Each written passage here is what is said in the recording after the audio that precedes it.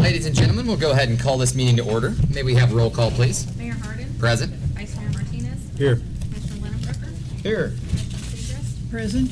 Commissioner Warren. Here. We have a quorum, Your Honor. Thank you very much. May we all stand for the Pledge of Allegiance. I pledge allegiance to the flag of the United States of America and to the republic for which it stands, one nation, under God, indivisible, with liberty and justice for all. May we have the invocation, please?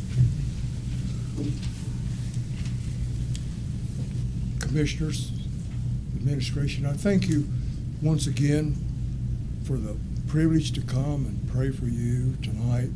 And I thank you on behalf of the Liberal Ministerial Alliance.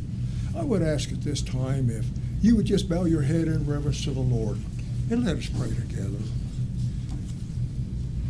Father God, tonight I would like to commence our prayer with a moment of silent prayer for our police officer, Lieutenant Frank Post, and family.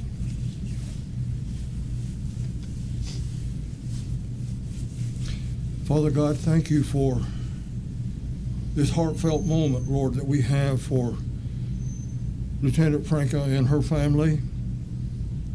Thank you for her service, Lord. Thank you for the dedicated service that all our police department has and law enforcement has for our protection, for our safety, to make this a better place in which to live in.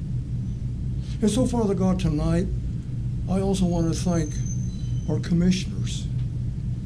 I want to thank our city manager and staff for all their hard work and everything that they do, Lord, and to make not just me a happier person, but Lord, to make our community and our Liberal a better place in which to live in. So tonight, Father God, I pray for our commissioners, and I pray for our city manager and staff, and I pray for all the employees. Father God, tonight I hold up our police department, our first responders, and our fire department. And Father God, I think of all the employees within our city. I thank you for them. And for tonight, Father God, I pray for wisdom upon our commission as they all work together to make our community, once again, such a beautiful place to live in. Our home such a safety place to be in. And tonight, Father God, I pray for reassurance, and I ask for their safety. And once again, as they all work together, I thank you, God, for the duties and they have for us in serving our community. So thankful for the sense of servitude. And Father God, once again, I want to ask a blessing upon each one of them. And Lord, I think of their families during this time too. But for tonight, Father God, I just pray for wisdom in the decisions that they have to make. In Jesus' name we pray. Amen. Amen. Thank you very much, Pastor Garcia. Tonight, we do not have any awards, proclamations, or presentations. However, we do have one announcement for the public and media. The Southwest Kansas Coalition will meet on Thursday, August 26th at the City Administrative Center in Garden City at 5:30 p.m. And there will be 3 city commissioners from the City of Liberal attending the meeting, which will be Commissioner Lennon-Broeker, Commissioner Warren, and Vice Mayor Martinez. Moving on, we'll move for approval of the agenda. I move we approve the agenda as printed. Second. We have a motion by Commissioner Segrist with a second by Commissioner Warren to approve the agenda as printed. Is there any more discussion on the item? All in favor? Motion carries 5-0. Moving on to the approval of the August 10th, 2021 regular meeting minutes. I move we approve the August 10, 2021 regular meeting minutes as printed. Second. We have a motion by Commissioner Segrist with a second by Commissioner Lennon-Broeker to approve the August 10th, 2021 regular meeting minutes as printed. Is there any more discussion on the topic? All in favor? Motion carries 5-0. Moving on to the approval of the consent agenda. I'll make a motion that we approve the consent agenda as printed. Second. We have a motion by Commissioner Warren with a second by Vice Mayor Martinez to approve the consent agenda as printed. Is there any more discussion on the topic? All in favor? Motion carries 5-0. Moving on to agenda number 5, we will have the revenue neutral rate, and we're going to start with the public hearing. The next item on the agenda is a public hearing to discuss the revenue neutral rate and the passing of resolution number 2362. I now declare the public hearing officially open. Have the proper legal notices been given? Yes, they have. Thank you very much. I invite members of the staff to testify on the matter before the commission. Please introduce yourself by name and title.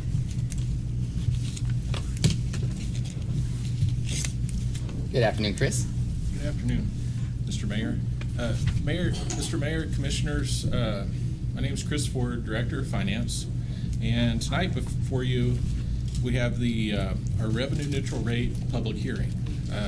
If you'll recall, approximately 2 meetings ago, I think in early July, we held a meeting where we adopted a resolution to provide official notice to Seward County of our intent to exceed the revenue neutral rate. And if I might digress a little bit and explain exactly what's going on is the state of Kansas legislature had recently adopted, I think it started with House Bill 2104, and then Senate Bill 13 actually went in and cleaned up some dates and whatnot of the budget process that taxing entities must go through. You know, in the past, we had always heard of that we've had a mill levy cap implemented on all taxing entities. And so what HB 2104 and SB 13 did is they removed that cap and they went to the revenue neutral rate, which essentially a quick thumbnail sketch of that process is that the Seward County Clerk determines the revenue neutral rate based upon last year's budget, the current year's estimated valuation to determine what our revenue neutral rate was. And as far as the publication, we did that back on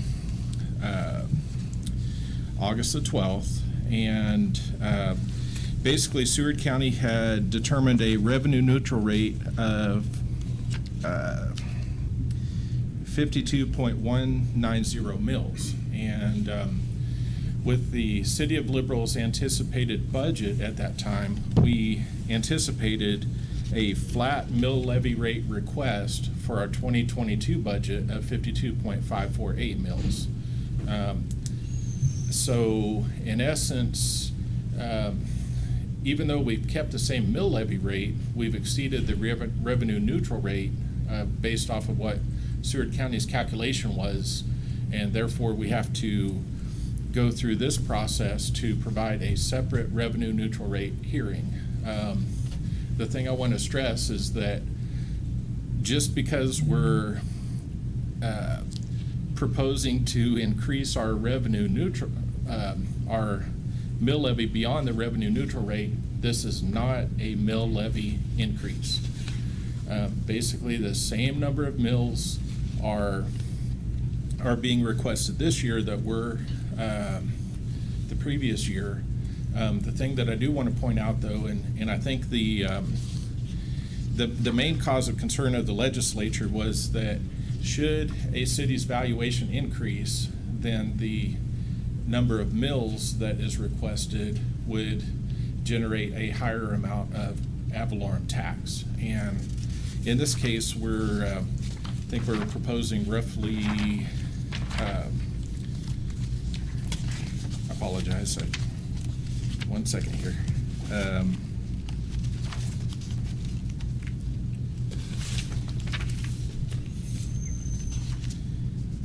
We were anticipating an additional $43,926 of property tax being generated. So I just want to clarify, yes, we are anticipating receiving additional property tax, but you know, the mill levy rate itself is not increasing above what we had last year, but it is above the revenue neutral rate. So therefore, we have this process that we're going through, and they require a public hearing. And so With that, I would say that attached for your consideration is Resolution number 2362, which is a resolution to levy a property tax rate exceeding the revenue neutral rate for the budget year 2022. And I'd be happy to answer any questions.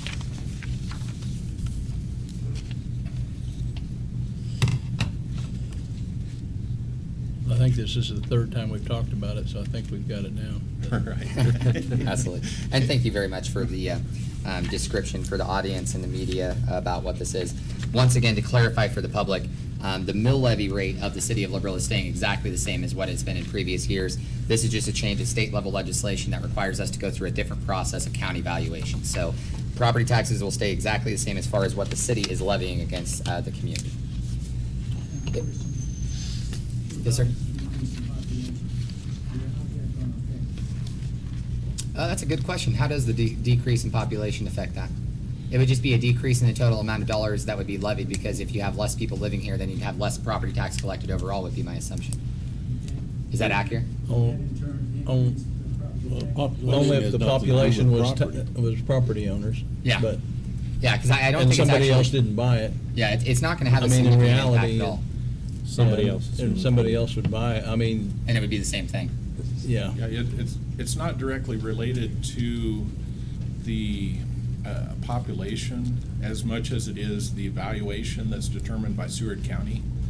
And that's essentially all of the residential property, commercial property, and so on of each of the other property classes. So, population decrease wouldn't necessarily mean that the valuation would decrease. Yep. Or increase, either way. Either way, yeah. Well, if you have a decrease in population, how do you make up for the fixed budget that you already have applied? Well, it's actually based off of the valuation that's determined by Seward County to determine the amount of dollar per mill. Is there anyone from the public that would like to come to the podium and testify in support of the matter? Are there any questions from the commission or staff for Chris or for Cal?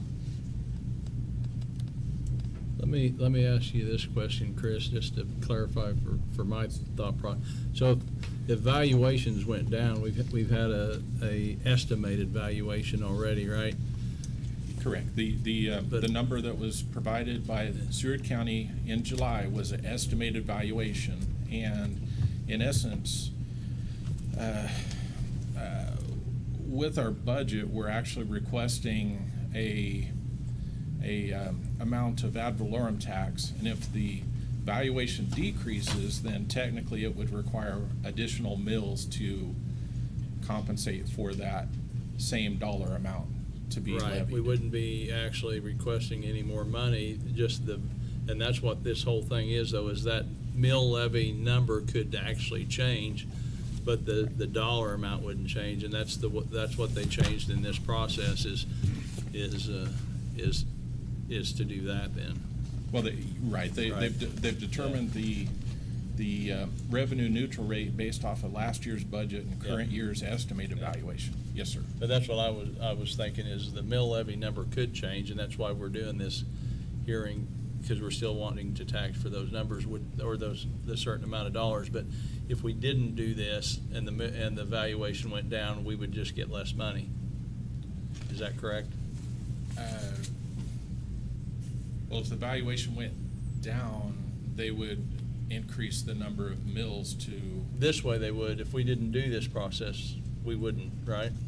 well, if we didn't do this process, one of two things could happen. Either our overall budget would be decreased in some format, to stay within whatever the, if we stayed within the 52.190 mills, it would either decrease, or the alternative would be we would have to refund every taxpayer for That's every what we were talking talking of about, property yeah. over the revenue neutral rate that was. That was the other thing I guess Yes. I forgot, is that it creates a problem for that too then.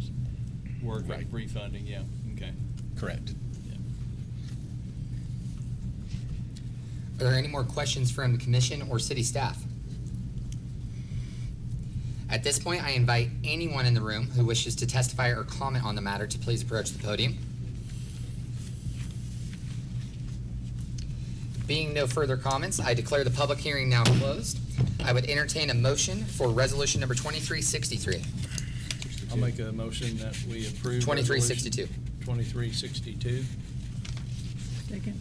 We have a motion by Commissioner Warren with a second by Commissioner Segrist to approve resolution number 2362. Is there any more discussion on the topic? All in favor? Motion carries 5-0. I thought our resolution was 2363. That's the next one. Oh, that's the next one. The Yes, public sir. hearing is 2262. Yep. I guess. Both of them actually have public hearings. The neutral rate's Neutral 2362, rate. the budget's Okay, 2362. sorry. Moving on to agenda item number 6 for the 2022 budget. We're going to do the same thing and start out with another public hearing. I now officially declare the public hearing open. Have the proper legal notices been given? Yes, I have. Thank you very much. I now invite members of the staff to testify on the matter before the commission. Chris, great to see you again. Thank you. Thank you, Mr. Mayor, Commissioners. You have before you tonight the city's proposed 2022 budget, for which we're holding a public hearing. This was published on August the 12th, 2021, and this budget contains a proposed total budget amount of $45,304,000, a mill levy dollar amount of $6,394,542, and an estimated mill levy of 52.548 mills. And to clarify on what we previously discussed on the last item, this 52.548 mills is an estimated number of mills based upon the July 1st estimated valuation. This is identical to the city's 2021 budget mill levy, and it is subject to change depending upon what the final assessed valuation is in November. So with this, I do want to reiterate that, even though we're keeping the mill levy, the estimated mill levy for 2022 the same as the actual mill levy for 2021, it will generate an additional $43,926 of property tax.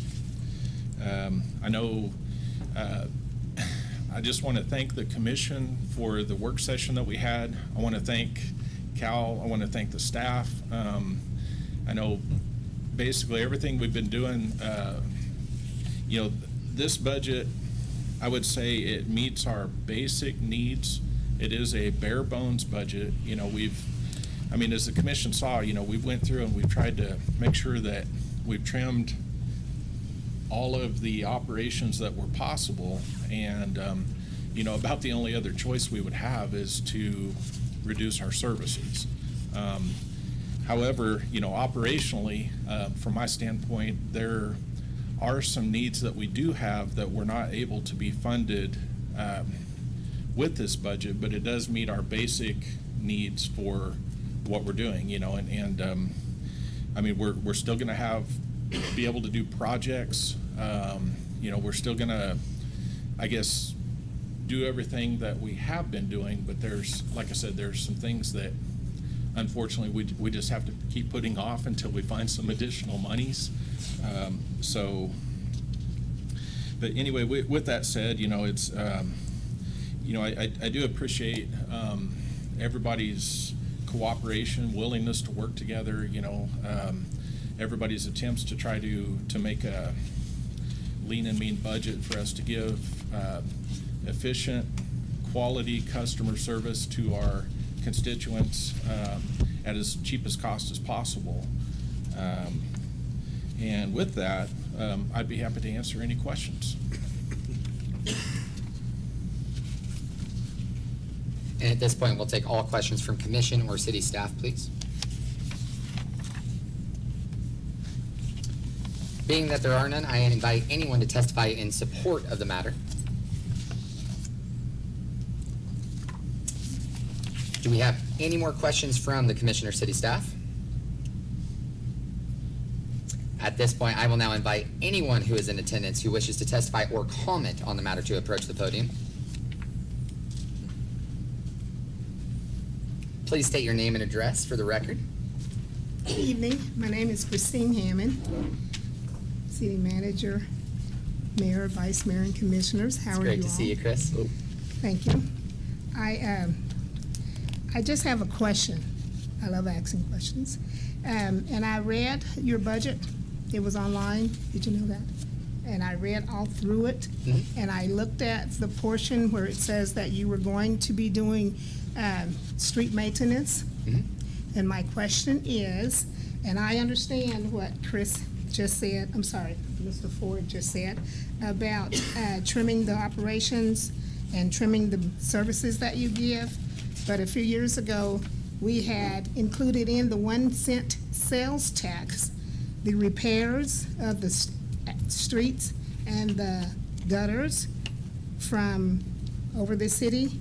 And I realized that you all did work up to Washington, but there was not hardly anything done from, and my question is, does this budget include work on the gutters and the streets from 4th Street to 8th Street?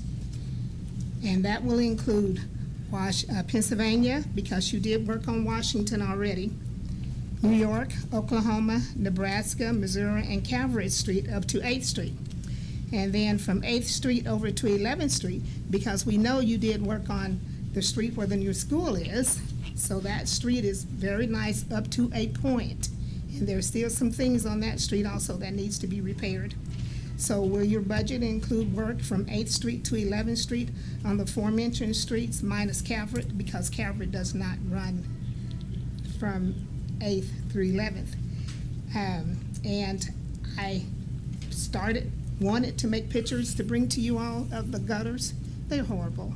So will your budget include those streets for this year? I honestly don't know what they have on the list. I was prepared for that, and that would be Chewy, the street department. Let's say, They yeah. set up their schedule. And if you're talking about 8th Street in general, No, sir. The streets from 8th Street to 11th, which includes 8th, 9th, 10th, and I know 8th Street had some work done on it. Yeah. And then 4th, 5th, 6th, 7th, and 8th. The streets I mentioned, Pennsylvania through Calvert. yeah. And one of the things that is their priority is the main arterial streets first. And again, money's a huge thing. You know, the chip seal is the same throughout the community, Yeah, right? the As far chip as seal is set There's just up an on area a- each year. Yeah. And it Is it a rotates. rotation of 3 years, is it? I think it's 4 now. Rotation of 4 years. So everybody is the same, and then you probably have a project, though, list that she could probably get a hold of Yeah, we'd have to. if there's like curb and gutter places that need repair. And actually, on due that to list, but staffing, we're generally down to that's- 1 concrete crew. Yeah, and that's staff, and most of that would actually be concentrated probably between 54 and 11th.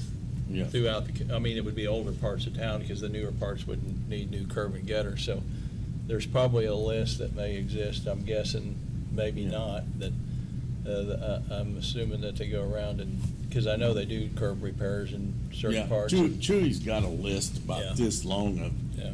curb, gutters, and alleys and sidewalks. Well, unfortunately, he goes and looks at them and figures out this is worse, this needs immediate attention, and unfortunately, we just don't have the crew or the money to do everything in this town that's been ignored for years.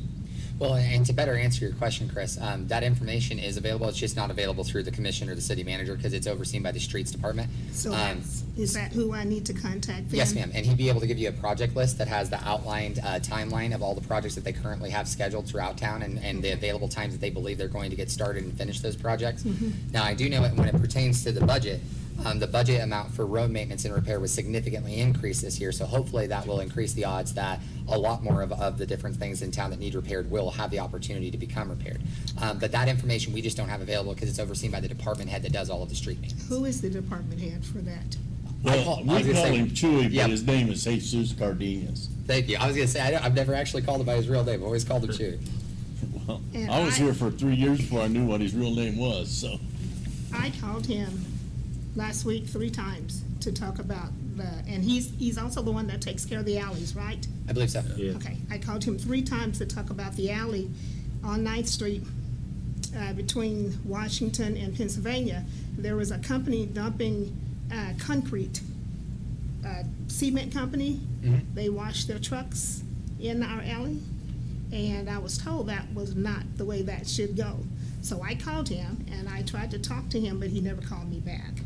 So I will Okay, call that him would again about this. actually fall under you guys, right, for dumping in an alley?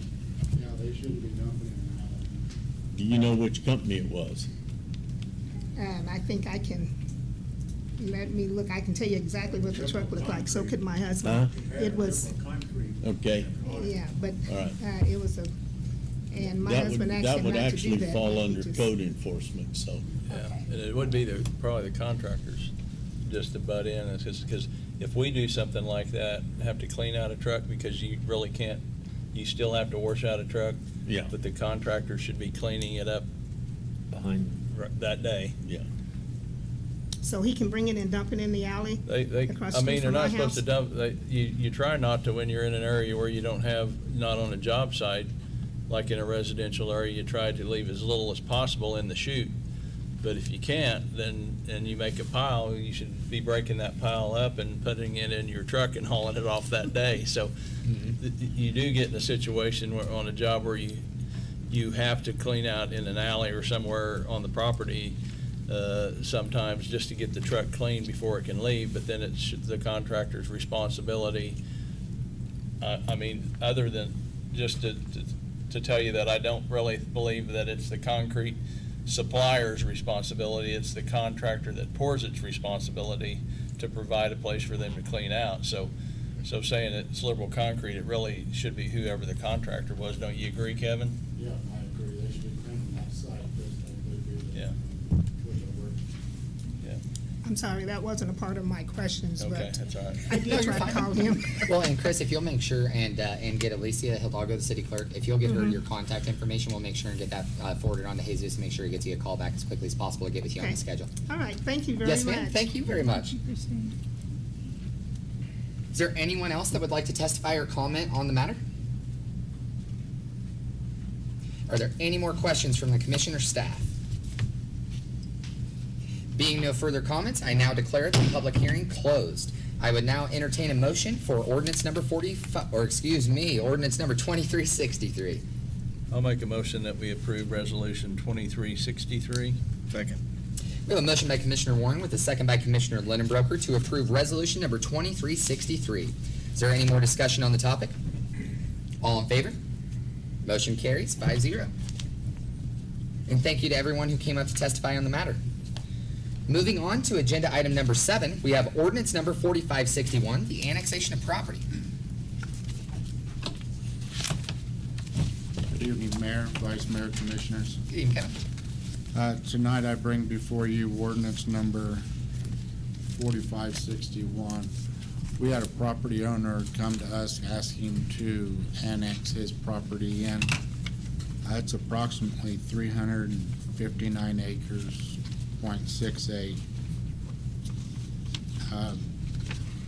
So we did the workup and we took it to the Planning and Zoning Board, and they approved that it fits within the comprehensive plan of the city. The area they're wanting to do would be kind of south of National B. And once it's annexed in, they're going to want to rezone it and then want to replat it. They want to make it an industrial area, which would fit perfect Absolutely. in the area that it is. So tonight I bring before you ordinance number 4561 for your approval to annex the 359 acres, 360 acres per se. So it's really in the county right now, and then it'll It's be in the annexed county into right the now. to the It's, city. it's across the street from Brown's Furniture. It's that big field to the Is it- south.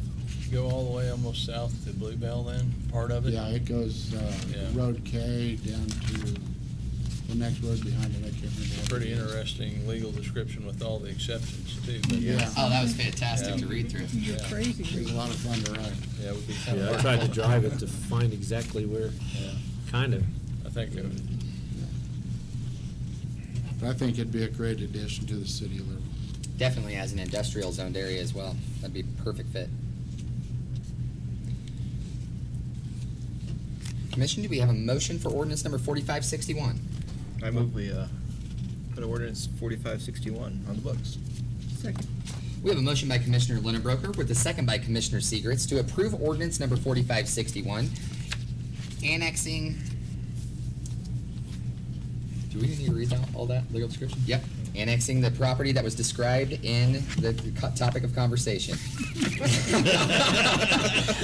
It's a hefty legal description, that's why. Oh, is there any more discussion on the topic? All in favor? Motion carries 5-0. Thank you very much, Kevin. Thank you. Moving on to agenda item number 8, we have the federal funds exchange draw request. Chris.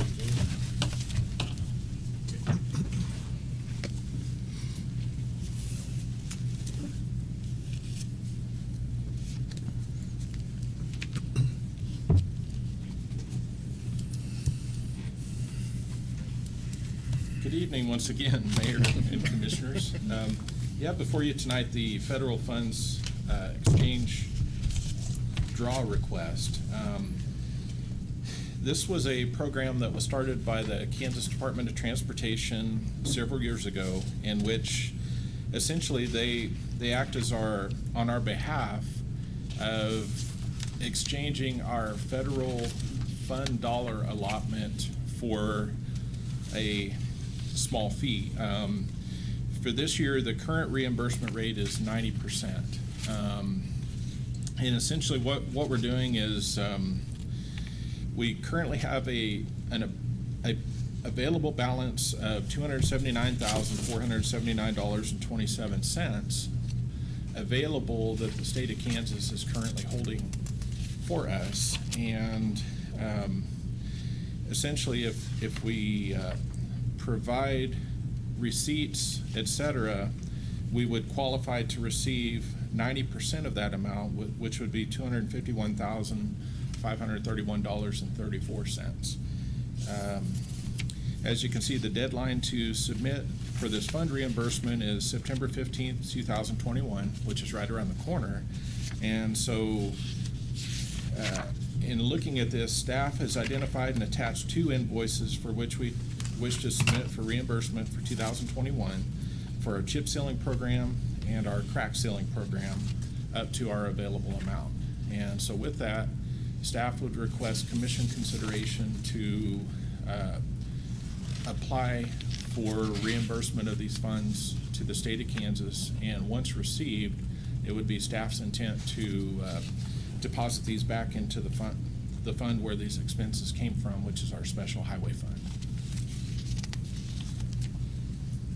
Remind me, what was our benefit of doing that exchange rate? Did we just get it now, or Well, the the 90%? yeah, each year it varies. Yeah.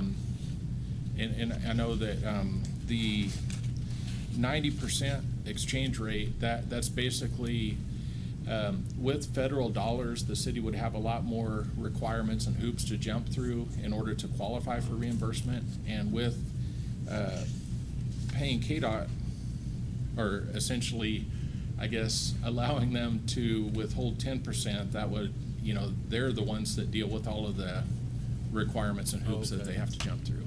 Yes, sir. Yeah, I know we do it all the time, but I didn't Right. remember what was the benefit.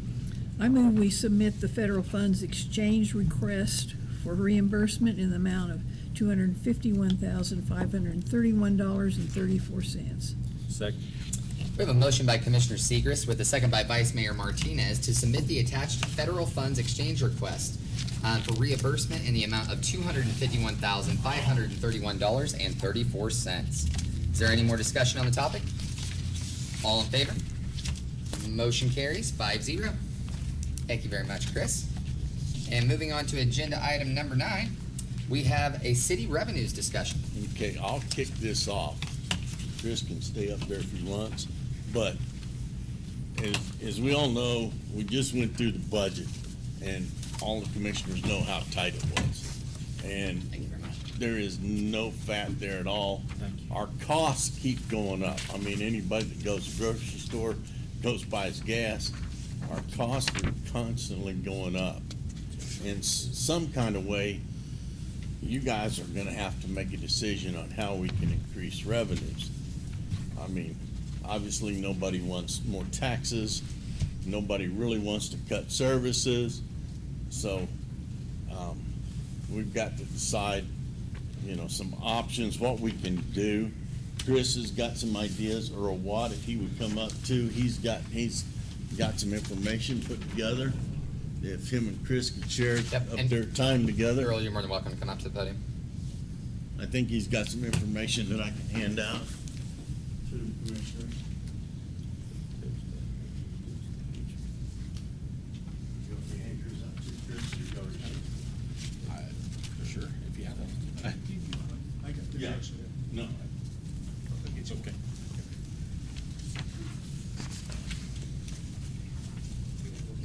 Thank you very much. But, yeah, it's getting time to.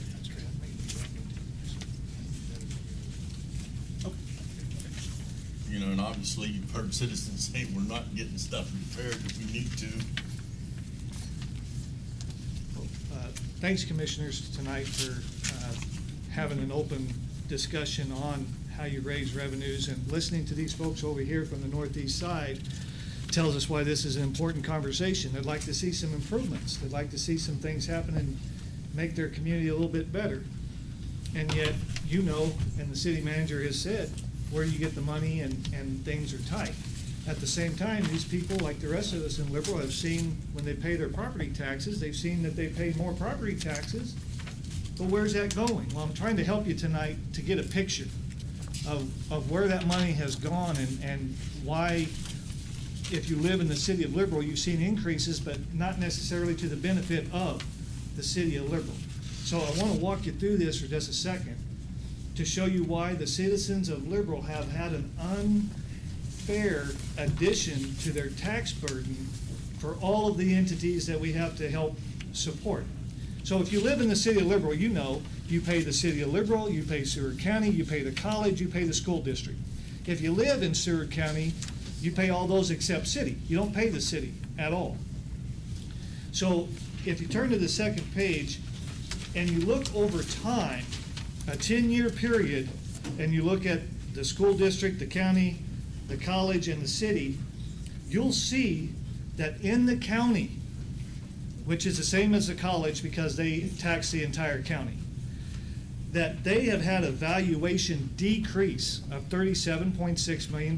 That means whatever property outside or in the entire county has decreased. If you look at the city has seen a $6.5 million increase in valuation. So the city has done a good job over 10 years of raising the value of what's in the city. The city has held its own. But countywide, we have seen a decrease of $37.6 million. Now, if the city didn't see the increase it did, the county overall would have been $44 million down. You see that? Because your gain, if it was just neutral, it would have been a $44 million negative countywide. But because you guys in the city has had valuation stability and some increases over the years, you've held your own.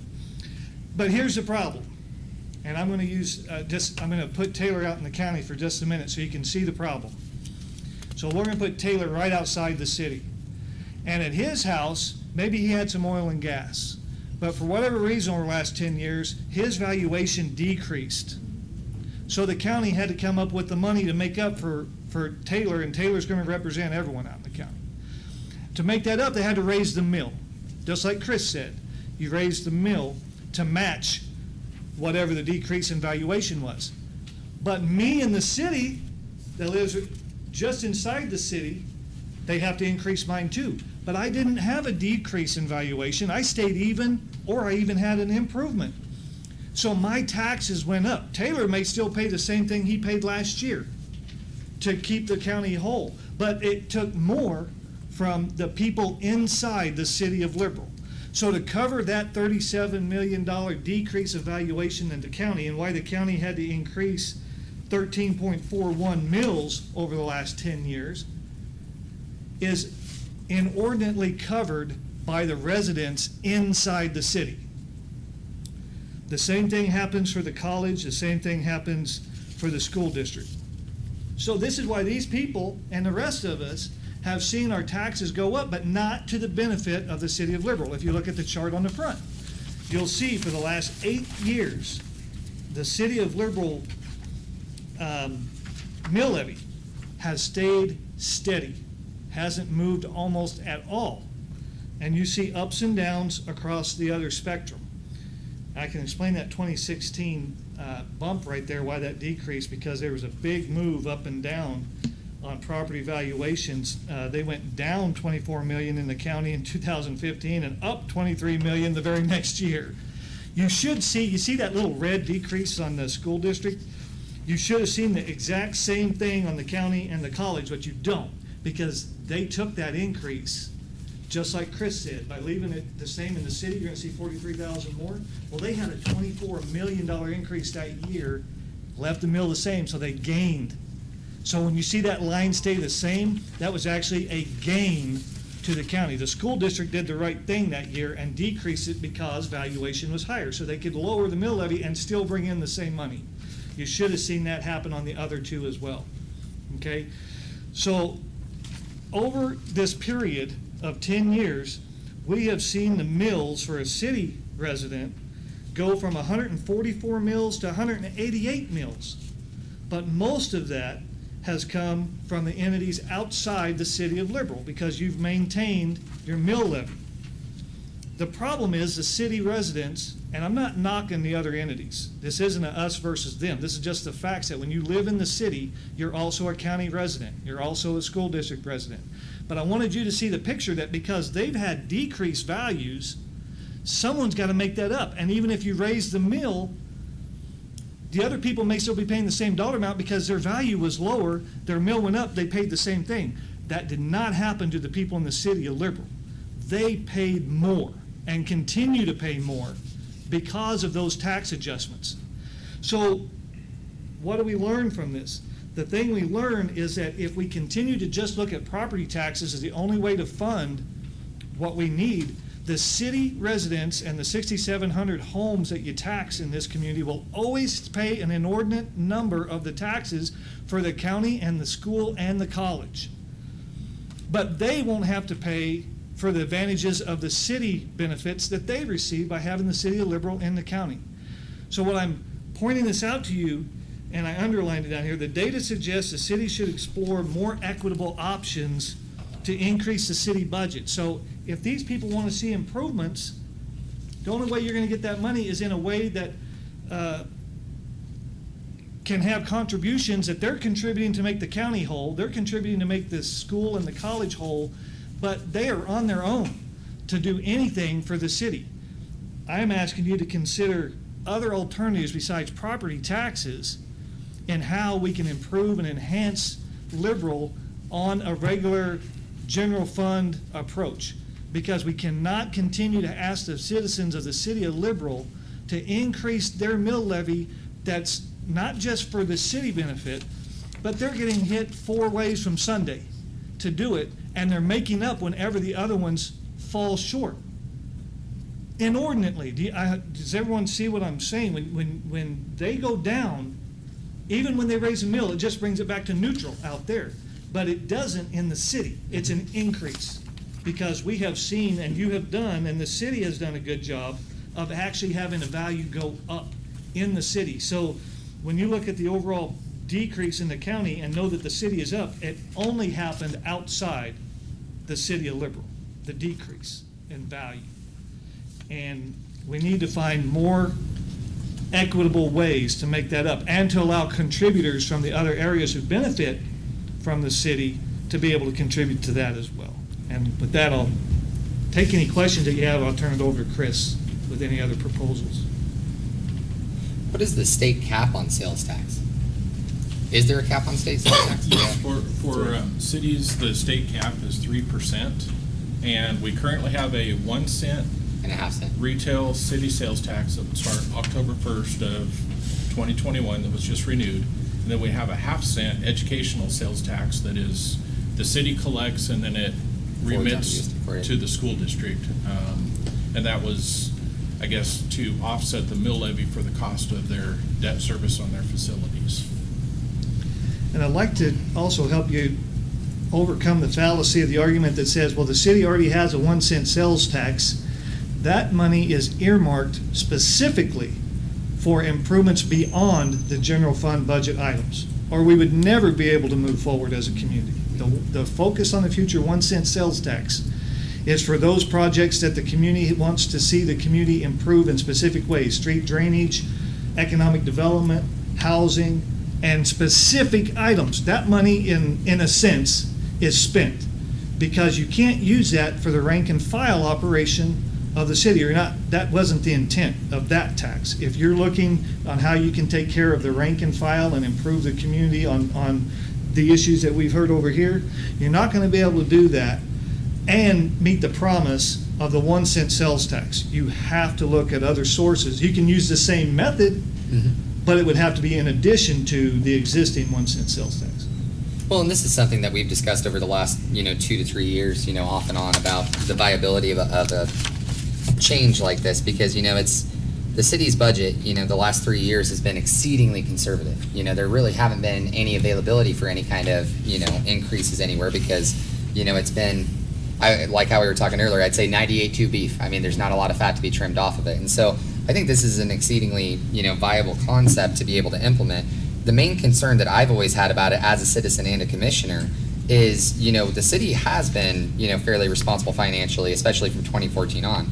But what my concern has always been, if we drop our mill by, let's say 6 mills, 8 mills, with the implementation of a 1 cent sales tax, what's to keep another taxing entity from just bumping up the mills on theirs, and then basically now have a 1% higher sales tax and another entity stealing more money out of taxpayers' pockets? All I can tell you as a citizen is that's what elections are for, to hold people accountable if they do that. And that's also, as a member of the media, it's our responsibility to keep them educated and informed when those kind of things happen. And I don't want to say the city has shown responsibility. I'm not here to say that the others have not. That the others yes. have not. But what I'm saying is, whether they have or haven't, because of their devaluation, and the only solution that they've gone to is property tax, that unfairly puts the burden on the citizens in the city, because that's where the property is that gets taxed. That's where, and it's to make up that burden. Like I said, that person in the county may still be paying the same taxes after that mill levy increased there, because their valuation was decreased. But ask anyone in the city, when was the last time your property decreased in value? You look at this chart right here, and I can show you that valuation in Liberal since 2012 has been up every year, and that can be new property. That could be new businesses. That can be enhancements and all of that. It's not just, house to house, but a lot of it can be. But what I'm saying is, the county can't just tax people outside the city of Liberal, because I'm a county resident too, and so are all of you. So when they have to adjust their mill levy when it comes up short, it gets the county folks maybe that had a decrease in value back to even, but it comes out of your pocket, and it has for 10 years been the way that we've had to solve these other issues. We can't keep doing that. We've got, and the county could do it, but you guys definitely can do it, is find other alternatives. The school districts and the college cannot. Yep. They can only do property. But we need somebody to step up and lead us in ways that allow more contributors besides just the property owners, so that when these guys want improvements, you have an ability, you have a tool where you can look and pull those resources, instead of how can we operate a city on the least common denominator. You know what you get? A city that's the least common denominator. Absolutely. If we want a city that's moving forward and takes care of these kind of needs, we have to find a tool that's fair, that allows others to contribute to it, because we are contributing to others, and it needs to be fair. Absolutely. Now, this would be something that would have to be on the ballot to be voted into implementation, correct? Yes. Are we already past the threshold of time to get this on the ballot for later this year? No. No. When's the cutoff date? We gotta move pretty quick. Pretty soon. I spoke with Chris and Cal last week. That was our main inquiry on what we could or couldn't do. And that's why we put it on today for discussion. So if it's something we want to move forward on, then we've got to take action at the next meeting and get that ball rolling. But basically a consensus so he can get his thing together. Well, and before we have a consensus on it, one question that I would have for Mr. Watt, Mr. Burke, Ms. Segrist, and Mr. Warren, since you guys are all been involved with the 1 cent sales tax and focus on the future, is do you think that we would have enough time if we tried to implement it and get it on the ballot this year to educate the public properly on how this functions in order to gain enough public support to give it an opportunity to pass? I think so, with Earl's help.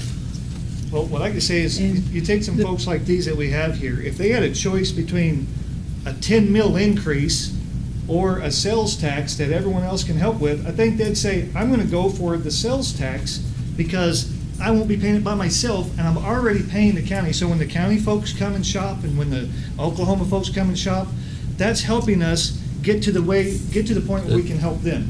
That's a case that if you decide that's the direction you wanna go, that you're gonna have to make publicly. I'm not here to advocate your solution. I'm here to tell you that if you keep going to the mill levy, you're really damaging the citizens who have already made up this $37 million hole in other areas outside the city of Liberal. Absolutely. There's a lot to this discussion though, because we discussed it in the past, whether you do a half cent, where you do to stay under 10, or you do 1%, you go over 10, what other communities are.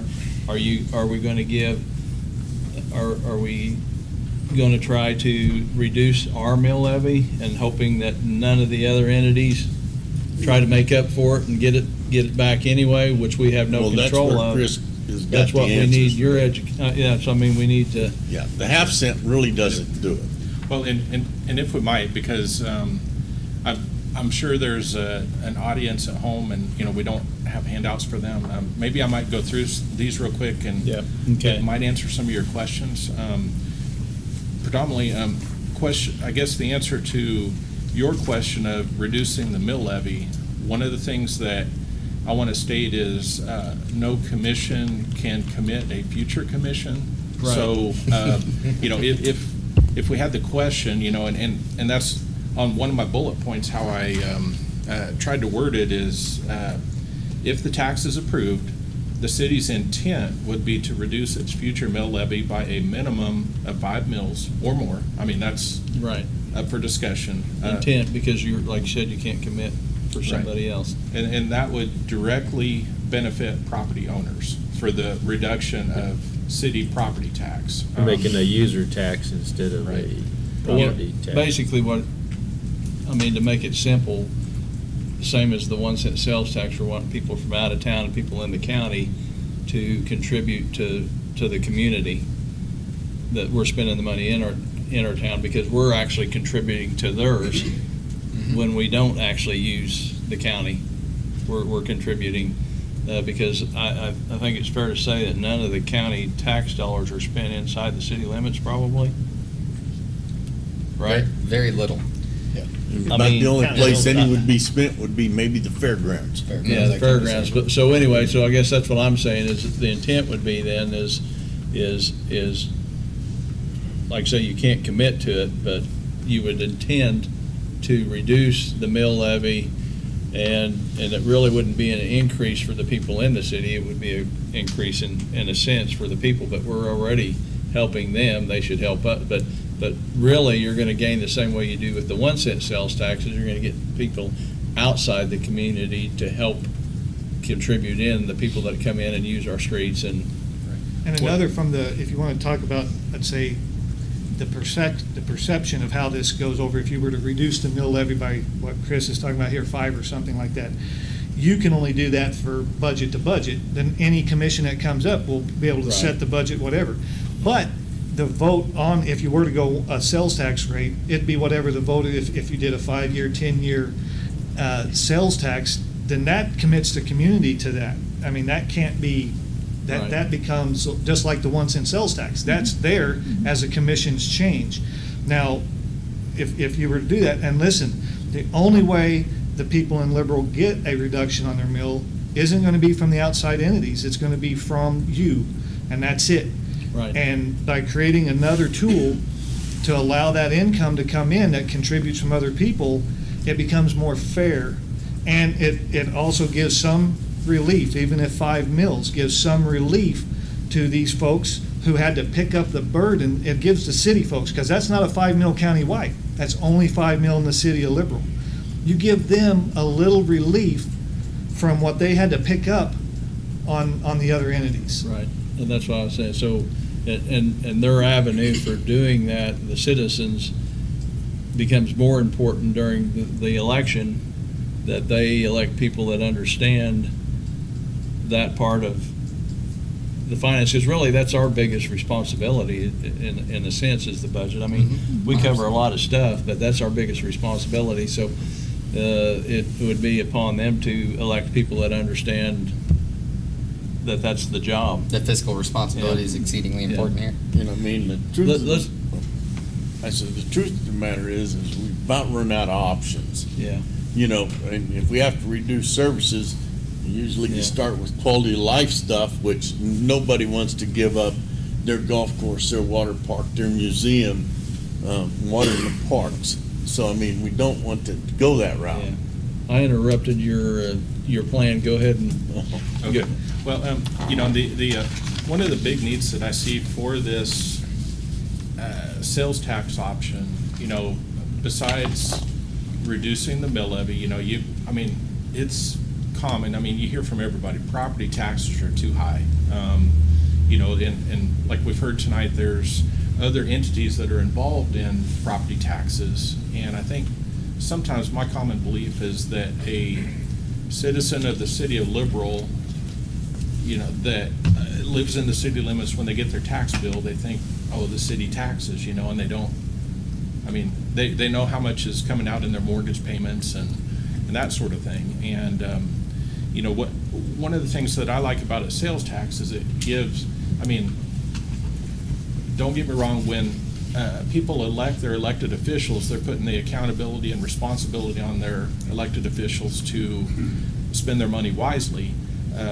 The nice thing about a property tax reduction in having a sales tax instead, that would give more control to the people that are of how they spend their money versus, you know, just putting faith in an election that, you know, officials would do the right thing and whatever decisions they make, you know. And I mean, you always try to make the best decision you can, but like I said, that would give them a little more control. You know, when we had our budget work sessions, we talked about some things like our city facilities.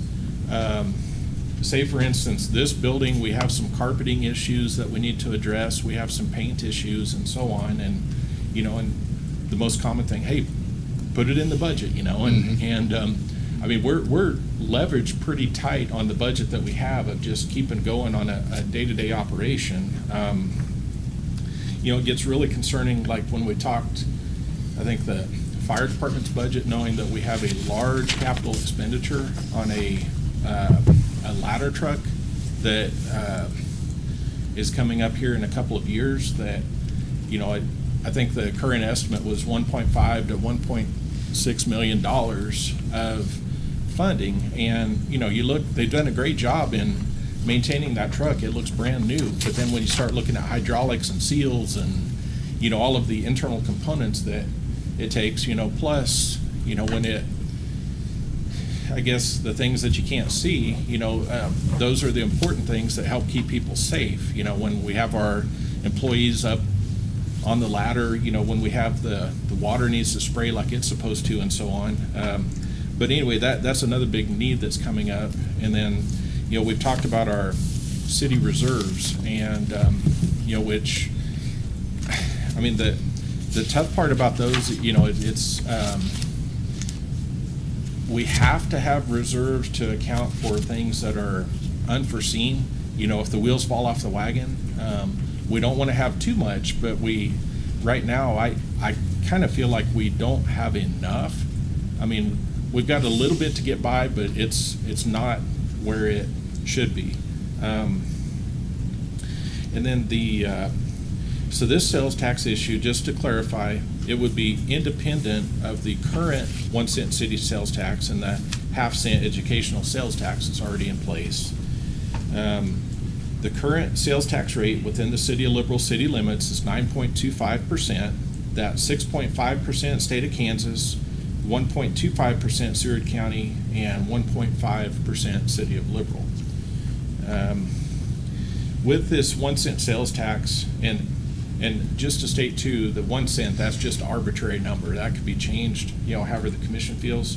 But 1 cent would be estimated to conservatively estimated to generate an estimated $3.5 million annually.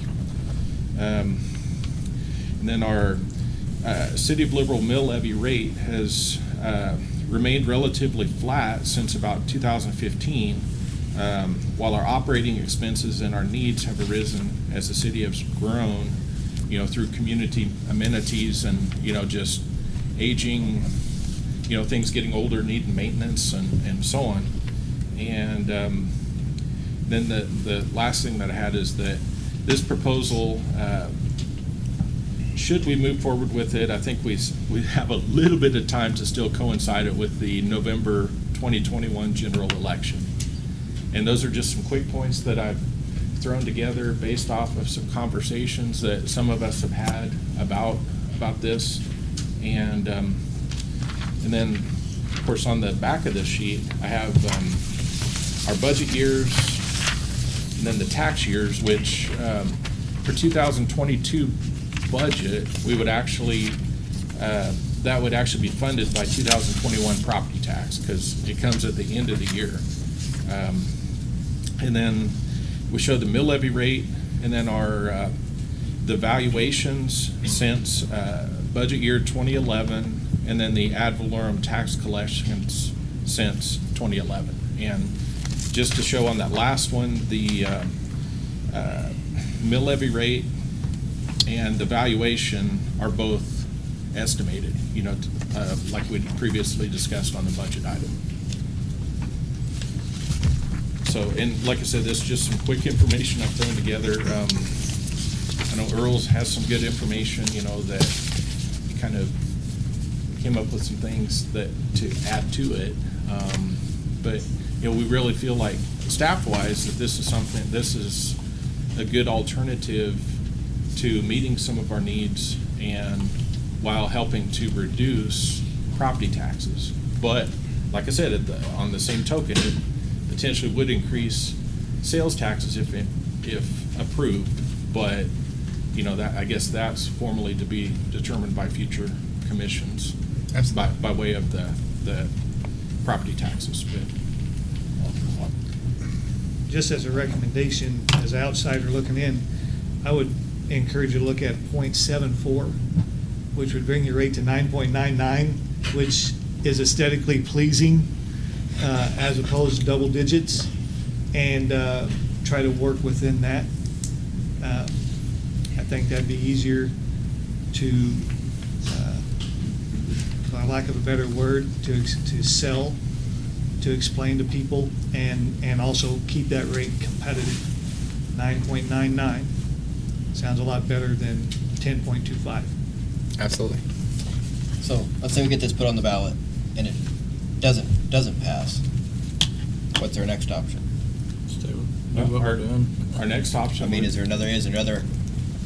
Well, It's either cut city services or keep putting it on the ballot every year until it passes. Or mill increases, Or a or mill service increase. cuts. I mean, those are the three things you can do. Yeah. You can raise money by property taxes, you can raise money by sales taxes, or you can cut what you do.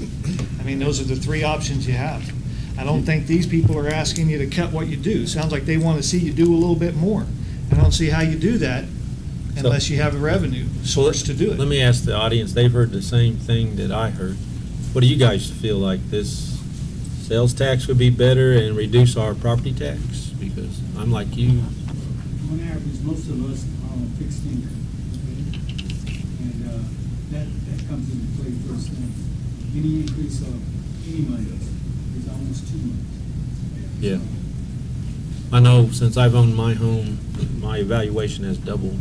And I purchased this one I have now in 1998. And what I used to pay for 6 months, I pay, opposite what I paid for a year before. I paid for 6 months now, so I feel it too, yeah. So I guess a user tax would make everybody pay for it that don't have property in this town. So I think a tax is a tax, but it's still, you know. Well, my name is Melvin Love. I live at 507 North Missouri. I've lived there, well, in that house for ever since 1966.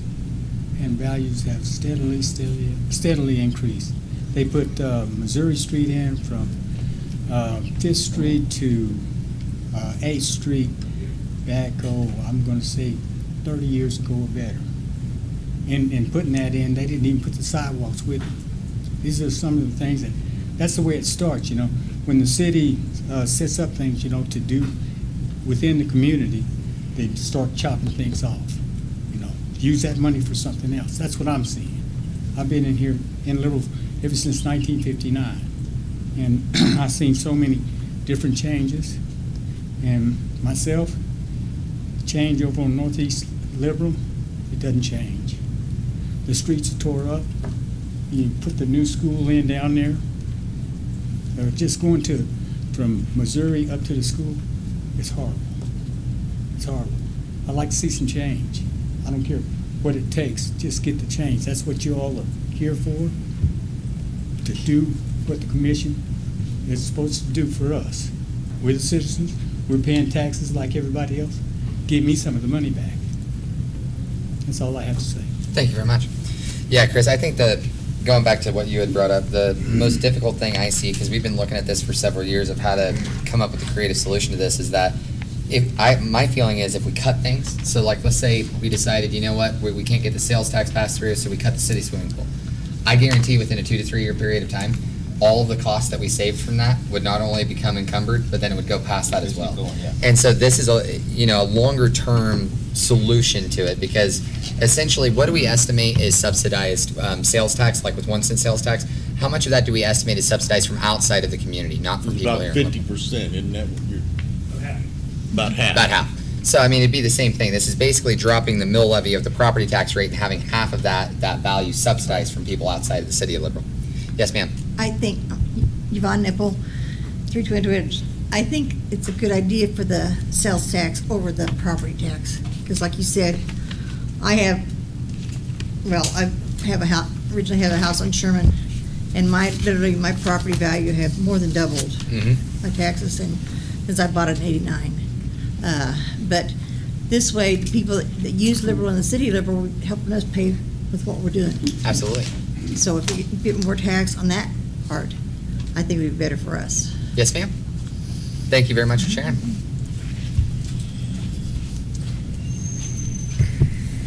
Good evening. John Kleiner. I live at 613 North Sherman, and I can give you kind of an outsider's perspective. I moved here just about 2 years ago from the Dallas-Fort Worth Metroplex. My family has actually been in Liberal since 1945. My mother moved back after my parents divorced back in 1989, so I've been coming to Liberal since 1970. So I've seen Liberal change go up, down, sideways, you could say. When my mother moved back in '89, she wanted me to come with her. Obviously, 19-year-old kid. Now, I had other things going on. Over the time, as my situation has changed, she's continued to try to get me to.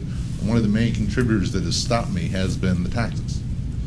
The taxes in Liberal, coming from the Dallas-Fort Worth Metroplex, the taxes were a lot less.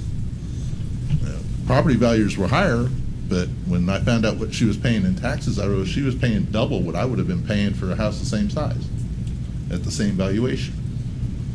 So hearing the idea of the sales tax, yeah, it's definitely a good idea. Kind of like when you get into the national level, they talk about the wealth tax. Well, if you have a sales tax, yeah, okay, somebody who can afford to buy that $1,000 item, they're paying more on that tax. A lot of us, we couldn't be looking at that, and we're not buying that. One of the other things we've got to actually look at also is getting word up to higher levels. There's a lot of revenue on a sales tax that's lost, especially in the state of Kansas. anything I purchase online that is shipped to me from outside of the state of Kansas, I don't pay sales tax on, unless that state has an agreement. So there's several states I can order from that I don't pay any sales tax. So again, going to that $1,000 item, am I gonna go down the street to Keating and buy it, or am I gonna buy it online from the guy that I don't pay sales tax? I just saved $100. So yeah, I can wait a few days for it to get in. So that's a lot of revenue that the state's lost, the county's lost, the city's lost, you know, even federally, you wind up losing.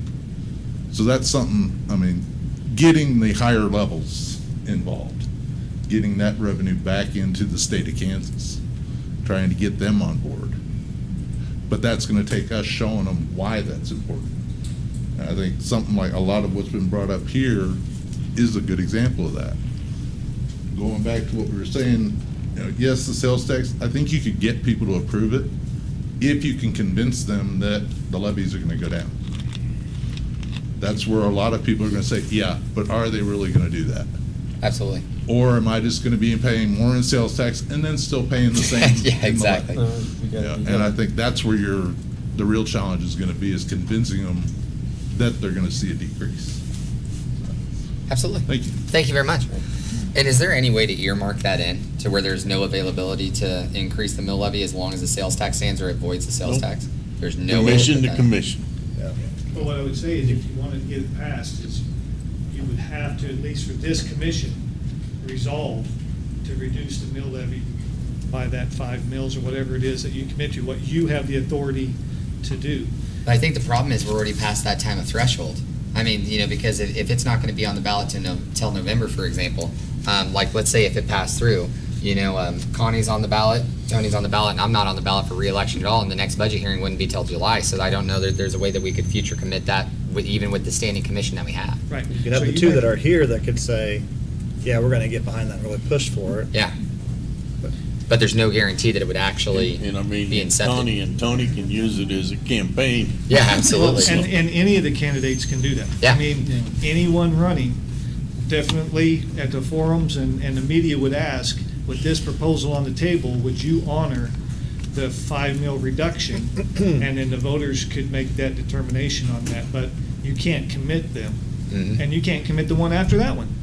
So, but by doing something like this, that's gonna be the challenge for this one, or the next one, or the next one.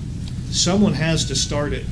Yeah. And there will always have that challenge. Then it's up to the people to hold the commission accountable to what they said that they would do, and to have the candidates moving forward do that. So, you know, you do have, someone has to start it somewhere along the line, or it's never, they'll always be afraid that the next commission, someone has to start it, because you're always gonna be in this situation. Well, and it gives us an opportunity to see which future commissioners actually have a shred of integrity. So going on that, just to keep us from being here all the way till midnight, it sounds like there's a lot of interest in it. I want to thank everybody from the community that came up and testified, also Mr. Watt and Chris. What I'd like is a consensus on whether we would like this on the next agenda to be discussed, to be put on the ballot. We have time, though. Can I interject also, the other thing we need to, if you want to go this route, the statute limits to 3% that the city can do. It's a 1% for special, and then a 2% for general. And if it's, you can't, the way we're looking at these taxes, the school one was a 20-year, I believe, 20-year for the school, 0.5%. 25 years. 25. That can't be deemed to be a special, because under the statute, it has to be 10 years or less, and it has to be for a specific purpose, okay? We just passed the 1 cent sales tax Which is a for special. 10 years. The intention's for it to be a special. It delineates certain things. There could be an argument that it's not a specific, I know, or not special. The state, I've talked to them, Chris gave me contact information. It said so long as you stand at that 3% threshold, they're fine. But this is the reason I bring that up, because it would be considered a general retailer's tax increase. You go up to 1.5% maximum, and there's not a time limitation on it either. You could go for 10 years, you could go for 20 years, you could go for 30 years.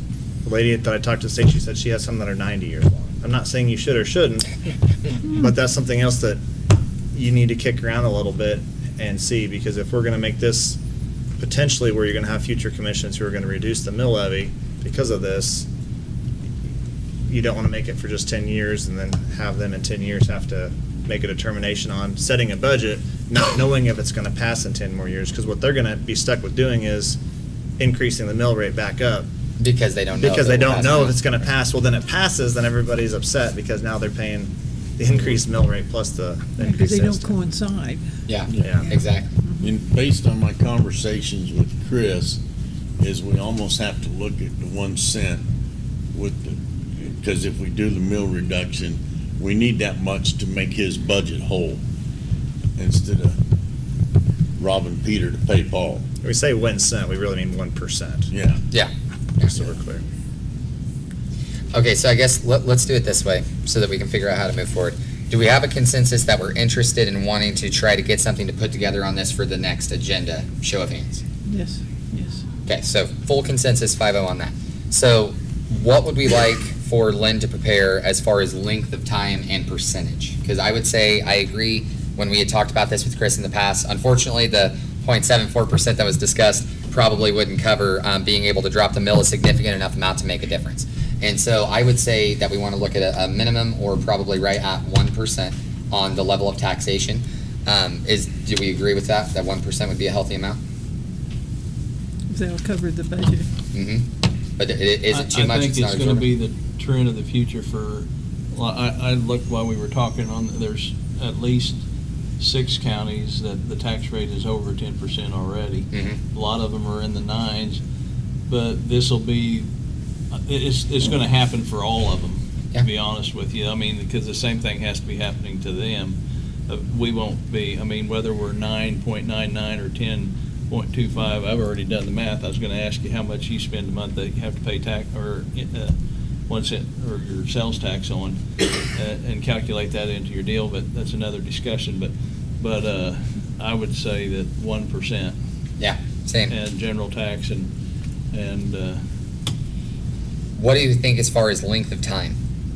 Because I would say that I see exactly where he's coming from, and that's going to be the difficult thing, is that no matter when it ends, it's going to create the same predicament. But it's really difficult to be able to see that far into the future. You know, I would say a minimum of 10 years, but definitely a maximum of 20 on the think highest 20. end. I think, You think 20? yeah. Yeah. Yeah, I'll be retired by then. Probably be dead. we could have done the 10, right? Yeah. Yeah. Yeah. Hey, it might have been 2. Now, if the one last question I do have, before we move forward with the meeting, if things with the United States economy and the Kansas economy and the liberal economy change drastically 7-8 years into the future, and this becomes a non-viable plan at that point, and things have to be completely, reinvented at the wheel, is it possible to remove this taxation, or once it's voted through, is it mandatorily there for the entire statutory length? It's there. It's there. To be honest with you, it's always gonna work. It's gonna be the job of this commission to adjust the mill levy to work with it. Yeah. But it's always gonna work. It's actually the best solution, and I think people will see that. Yeah. But I think it's the responsibility of this commission to reduce the mill levy, and I definitely will be one of them that will be doing it.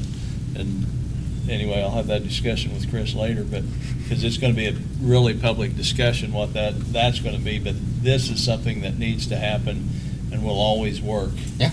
It's gonna be the responsibilities of the commissions to control that mill levy and reduce that mill levy to make it work for the citizens inside the city limits. Well, if we do the 20 years, then doesn't the school drop off in 20 years? Well, it was actually set up for a 25-year term. 25 years. Or when they're paid off, right? Until it's paid off. Yeah. Which, I think we're down to about 20 years, and, so, I mean, that's to be determined on which will occur first. But, it's definitely would be within that We'd be same close window. around that time then, probably. Okay. Lynn, do you have anything else you'd like to add?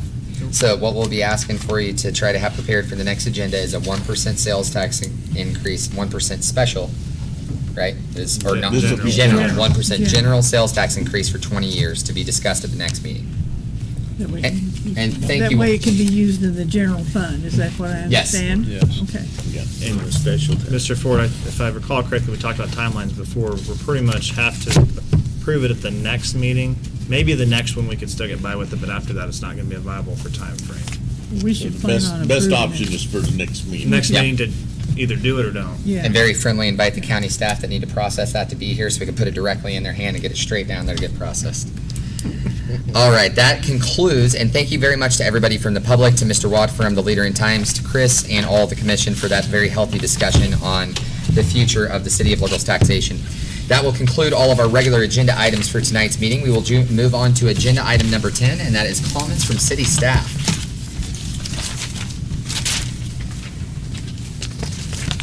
Good evening, Deputy Chief Bolton. Good evening, Mayor, Vice Mayor, Commissioners. I just wanted to explain your monthly summary that I put in front of your microphones earlier. There's a few changes from what you're used to seeing. We've switched to ESO, which is our new software, and we don't have full access to all the reporting at this point. This is a gradual process.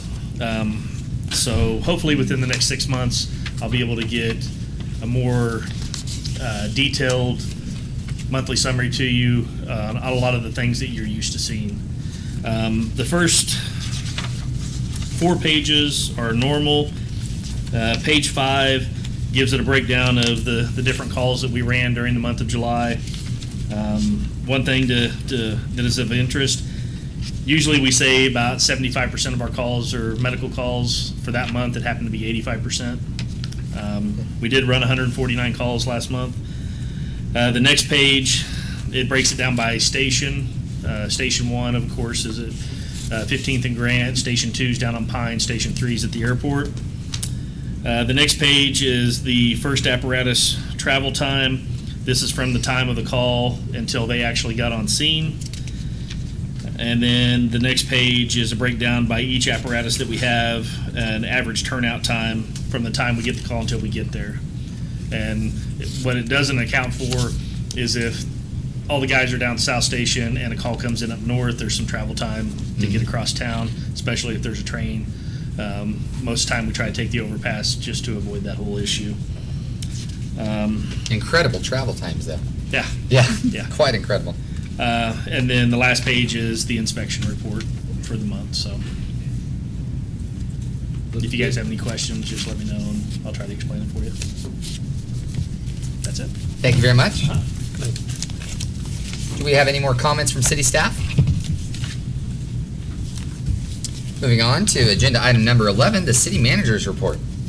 Well, again, I'm grateful to still be here. But the first thing is everybody's noticed we've restricted the access to City Hall again. Rather than, a lot of rumor is they're anticipating to shut down in October. We're looking at anticipating to protect the citizens and our employees so that we don't have to shut down. We're not planning on shutting down. We're anticipating what we can do to prevent it and protect everybody. Fantastic. So it may or may not work, but our intentions are good. And staff, they've been doing great at keeping me out of the newspaper and, and out of the media, so I thank all of them for doing that. And the other issue that I was just gonna make you aware of, of course, the Greer House where Rufino's is, it's been empty for some time. Of course, with COVID, there wasn't much interest in it. We're starting to get a little bit of interest, so we are going to advertise it for lease or even, and we've had a couple of, well, what would we sell it for? And again, that's one of those things that Connie says in a sales agreement on real estate, they would have to maintain it, but I think we'll advertise it for 10 days and see what kind of offers we get, whether it's lease. One of the key things is the one guy is like, they think just because it's been empty, they can get it for nothing. Well, Chris can tell you, we spend a lot of money on taxes and maintenance on that building, but we need to do something with it so we don't have another old high school there. Because again, guess what? When you have limited funds, we don't put it in an empty building. So, just to let you know, when we'll get that out there and see where it goes. I know a couple people think if we give the building away, we'd be ahead. But, because that would be somebody else paying the taxes on it and keeping the maintenance up on it. Yeah. So, other than that, I think that's all I've got. Thank you very much, Cal. Moving on to agenda item number 12, we'll have items from citizens. If any citizens do choose to share with the commission, please come up to the podium and state your name and address for the record, and try to keep your presentation to 5 minutes or less, please.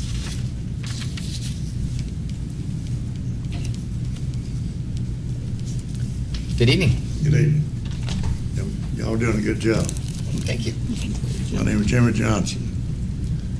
I had a car parked on the street for some time with a young officer named Robinson came by and put a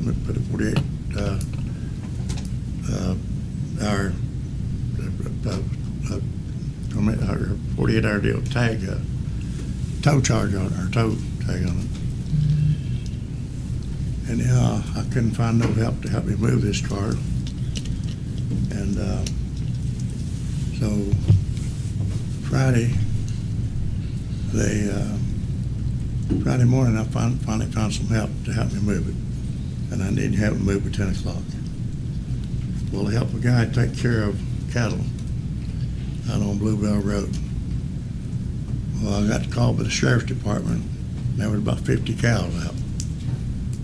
So I thought it was probably more important for me to go get them cows off Bluebell Road and try to prevent an accident than me to move that car right then. So I called the dispatcher at the police station. Told her to tell this guy that I would have that car moved before the day was over, as soon as I got back in town. Okay, this was just before 9 o'clock. At 1:15, when I got back in town, Officer Robinson was sitting there. And I asked him, I said, I called dispatch this morning, moved that car. He said, well, if you can get it moved before the wrecker gets here, I've done called the wrecker service. I said, I haven't moved. Just give me a little bit of time here. I already had a chain hooked to the front of the vehicle. That's too dangerous, he told me, for that to be moved in that way. So anyhow, the wrecker came. And I'd already called the dispatcher and asked her if she had told Officer Robinson about me calling in. Yes. Well, he'd called the wrecker, and he'd stand out there when the wrecker gets there. I called the dispatcher again.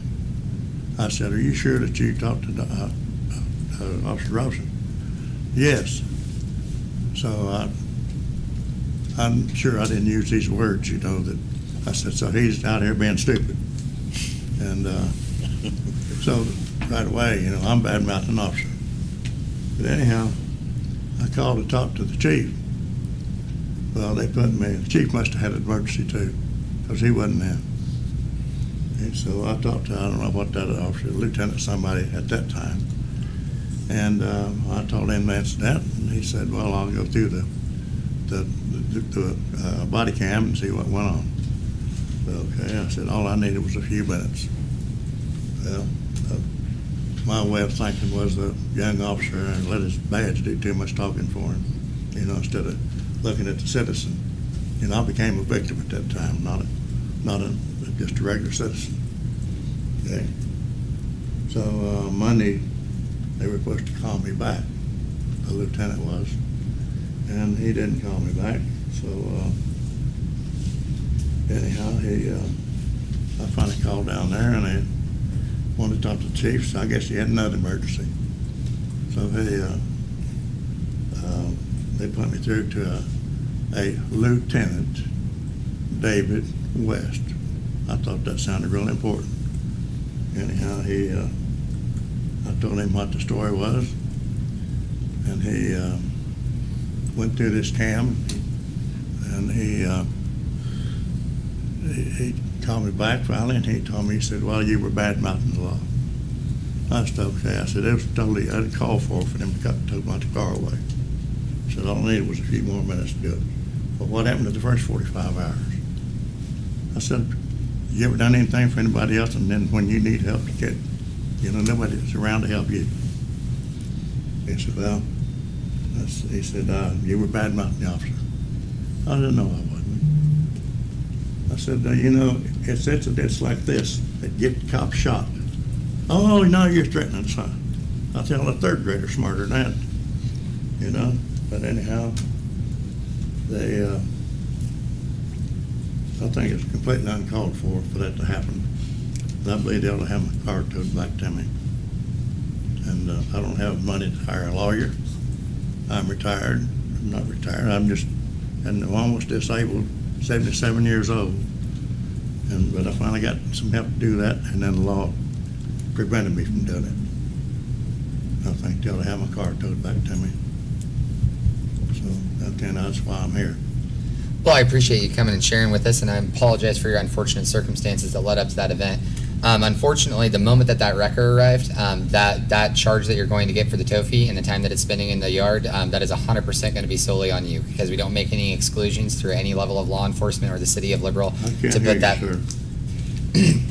All right, so I said I apologize. I appreciate you coming up and sharing with us, and I apologize that circumstance arrived for you.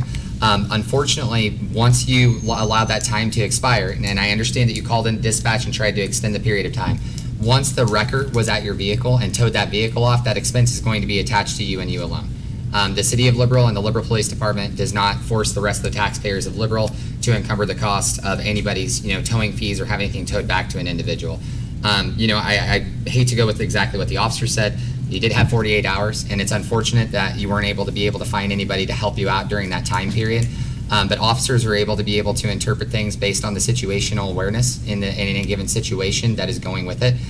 So, had the situation gone slightly differently, to where the officer decided to say, you know what, I'll call the wrecker back and tell him not to come. I have a little bit of extra time I can spend here with you. You could have done that. There could have been 100 different things that take place, but regardless, I think the best way that you can handle this, because the city commission doesn't revert changes from the police department, and we also don't, like I said, we don't force the rest of the taxpayers of Liberal to encumber costs for an individual citizen. My recommendation to you would be to go down to the police department in person, and you can file a complaint against the officers that were involved if you choose to go that method. That would at least give us information that we would have on file to be able to better improve our police department. But unfortunately, when it comes to the towing costs, and anybody in the room, we do have the chief here with us and city manager and also our city legal staff. My understanding with the interpretation of Kansas law and the law in the city of Liberal is that there's no availability that those costs of the towing fees would be reverted back on the taxpayers or the Liberal Police Department. It would be solely on you. Well, it would only have needed 30 minutes and I'd had it removed. I understand, but at the same time, I can also see from the officer's perspective that you were given 48 hours, and once that issue has been warned, there's really not a lot of leniency that has to be allowed in that situation. If an officer would have chose to been lenient with you in that situation, that would have been his, decision to make. But once that is issued out, there is by no means an obligation for them to not go specifically by what was stated on the mention on your window. Well, the way I'm accepting this is that it's a waste of my time to come down here to. Not necessarily. I appreciate you coming down and sharing. Like I said, if you would like to follow up on it. I brought this book with me so you could look up what emergency is. Absolutely. Well, I appreciate you coming and sharing with us, but like I said, if I were in your shoes and I wanted to follow up on it, I would go down to the police department, and if you'd like to file a complaint or have a conversation with them in person, that would at least get you a fruitful outcome to the situation that might help citizens in the future that are in your predicament. I also have a lawyer friend, and I asked him if that was public knowledge, that cam video. Mm-hmm. He said, yeah. Yeah, you can do an open records request. Lieutenant, Mr. West, that I want a copy of that, and so well, you need to get a lawyer. I think it's public knowledge, isn't it? Do they have to do a lawyer, or is it an open records request to be able to request the video detail? Yeah. Yeah, you can request it and it'll be provided to you, sir. Well, I did it to this Lieutenant West. Okay. He said, no, you need to get a lawyer. So evidently the chief of police had an emergency too. Well, we have a very active chief of police that spends a lot of time in the community, which is a good thing. An emergency, why didn't they take that into consideration? I understand. That just because an officer's young, that's that bad to do too much talking for him. He need to take it into consideration about the citizens in this town. Well, there comes something else. Back years ago, I wrote a letter to Earl's paper about, all these food wagons in town. What I was trying to do was alert the city of the taxes they're missing out on. Everything's the same. Nothing's changed, and now we got 3 times as many. You know, so you might look at that a little bit. Thank you very much for coming up and sharing, and thank you for your opinions. Thank you. Do we have any other citizens that would like to come up and share with us this evening? You don't count, Amos. Do we have any items from groups this evening? Moving on to items from commissioners, we will start at the far end of the table with Commissioner Segrist. I don't have anything tonight, thank you. I'm good. I'm good. I don't got anything. I just want to applaud the group of commissioners and all of the city staff for the hard work that they did on the 2022 budget.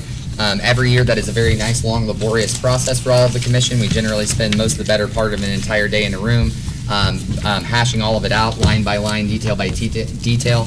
And the city staff spend far more time than that. They spend months preparing each of their departments' budgets. And so I really appreciate this year, with all of the economic uncertainty in our country, that everybody was very diligent about being conservative on the budgets and making it to where we could fit inside the exact same mill levy that we had requested last year. So thank you very much to the commission, city staff, and especially Chris and the financial team down here at City Hall for helping us get that prepared. Moving on to agenda item 15, we have approval of the vouchers. I make a motion that we approve the vouchers in the amount of $2,941,406.42. Second. We have a motion by Commissioner Warren with a second by Commissioner Lindenbroker to approve the vouchers in the amount of $2,941,406.42. Is there any more discussion on the topic? All in favor? Motion carries 5-0. Ladies and gentlemen, this meeting is adjourned. Thank you all very much for attending.